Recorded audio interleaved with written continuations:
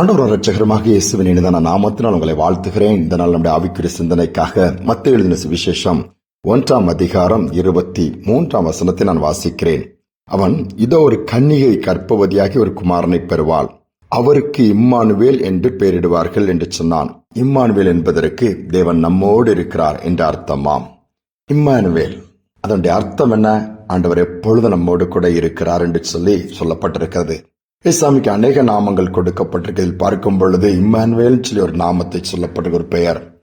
அதற்கு அர்த்தம் தேவன் நம்மோடு கூட இருக்கிறார். இன்னைக்கு நம்மோடு கூட ஒருவர் இருக்க முடியும் என்று சொன்னால் நம்முடைய ஆண்டவர் மட்டும்தான்.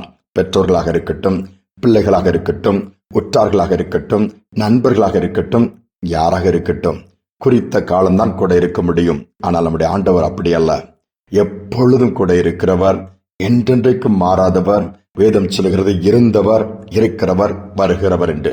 அவர் மாறாதவராகவே இருக்கிறார். இம்மானுவேல் என்று சொல்லிதான் அவருக்கு பெயர் கொடுக்கப்பட்டிருக்கிறது. யோசேப்புடைய வாழ்க்கை பார்க்கும் பொழுது சொந்த சகோதரனால் குழியில் தூக்கி போடப்படுகிறார். எகிப்திற்கு போன அந்த இஸ்மவேலோடு விற்கப்படுகிறான். போத்திபார் வீட்டில் அவன் விற்கப்படுகிறான். அங்கும் யோசேப்போடு கர்த்தர் இருந்தாராம். செய்யாத குற்றத்தை செய்தான் என்று சொல்லி குற்றம் சாட்டப்பட்டு சிறைச்சாலையில் போடப்படுகிறார். அங்கும் கர்த்தர் யோசேப்போடு கூட இருந்தாராம். இதுதான் ஆண்டவர். யாருமே இருக்க முடியாத இடத்துல ஒருவேளை நீங்க தனிமைப்படுத்தப்பட்டிருக்கலாம், தள்ளப்பட்டிருக்கலாம், ஒதுக்கப்பட்டிருக்கலாம், இயேசு கூட இருப்பார். அவர் இருக்க விரும்புகிறார். அவரால் தான் இருக்க முடியும். சோ அதனால இந்த நாட்கள்ல இம்மானுவேல் என்கிற அந்த நாமமுடைய இயேசுவின் அந்த நாமத்தை குறித்து நாம் அறிந்து கொள்வோம். அநேகருக்கு இம்மானுவேல்னா என்னென்றே அர்த்தம் தெரியாத அந்த பெயர் வைக்கப்பட்டிருக்கும்.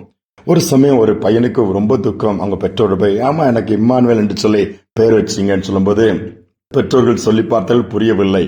மீண்டும் வளர்ந்த பிறகு எவ்வளவு அழகான ஃபேஷனா பேர்லாம் இருக்குது. இம்மானுவேல்னு சொல்லி ஏதோ ஒரு பழைய காலத்து பேரை வச்சிருக்கீங்கன்னு என் ஃப்ரெண்ட்ஸ் எல்லாம் சொல்றாங்க. இம்மானுவேல்னா தேவன் நம்மோடு இருக்கிறான்னு சொல்லி அர்த்தம்டா.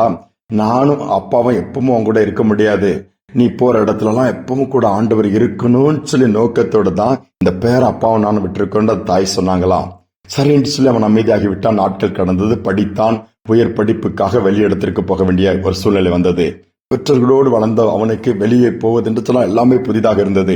அப்பொழுதும் அவர் பெற்றோர்கள் சொன்னார்களாம், இம்மானுவேல் என்கிற கர்த்தர் இந்த இம்மானுவேலாகிய உன்னோடு இருப்பார் என்று சொல்லி ஜெபித்து அனுப்பினார்களாம். போகும்போது அவனுக்கு எல்லாமே கண்ணை கட்டி விட்டது போல தோன்றினதாம். ஒருவரும் தெரியாது, எல்லாமே புதிது. ஆனால் அந்த இடத்துல தேவன் அவனோடு கூட இருக்கிறத அவன் உணர்கிறான். அவனை நடத்துகிறார், உணர்த்துகிறார், சத்தத்தை கேட்கிறான், எதை செய்யணும், எப்ப, எங்க. ஆவியானுடைய நடத்தல் அழகாக கூட இருக்கும் பொழுதுதான் உண்மையாகவே கர்த்தர் என்னோடு கூட இருக்கிறார் என்று சொல்லி அவன் உணர்ந்து கொண்டான். ஆண்டவரை மகிமை செலுத்தி அந்த எல்லாவற்றையும் படிப்பை முடித்து திரும்பி வந்தவுடனே பெற்றோரை பார்த்து சொன்னாராம், இம்மானுவேல் என்பதற்கு தேவன் நம்மோடு கூட இருக்கிறான்னு சொன்னீங்களா? அனுபவபூர்வமா என் வாழ்க்கை நான் அனுபவிக்கிறேன்னு சொன்னாலாம். இதுதான் இந்த நாட்களில் தேவை. இன்னைக்கு எங்கு பார்த்தாலும் சடிதி, மரணங்கள், பலவீனங்கள், போராட்டங்கள், கைவிடப்பட்ட ஒரு சூழ்நிலை, எல்லாம் மாறி போயிரும். இயேசு மாறாதவர், கூடவே இருக்க விரும்புகிறாரு. இந்த இம்மானுவேல் என்கிற இந்த தேவன் நம்மோடு கூட இருக்கும்படியாக கொடுக்கப்பட்ட நாட்கள். இதுதான் பகற்காலம், இதுதான் கிருபை நாட்கள். அவரை ஏன் பயன்படுத்திக் கொள்ள? அங்க ஆண்டவரேன்னு சொல்லி கூப்பிடுங்களாம். என்னோடு கூட இருங்கன்னு சொல்லுங்க. ஒவ்வொரு நாளும் கூட இருந்து நடக்க வேண்டிய வழியை காட்டுவார். கண்ணை வைத்து ஆலோசனை சொல்லுவார், பாதுகாப்பார். இந்த உன்னதமான தேவனை நோக்கி பார்ப்போம். அன்பின் தகப்பனே, இம்மானுவேலராய் எங்களுக்காக கொடுக்கப்பட்ட 2000 ஆண்டுகளுக்கு மேலாகிவிட்டதப்பா. இன்றும் எங்களோடு கூட இருக்கிறீங்க.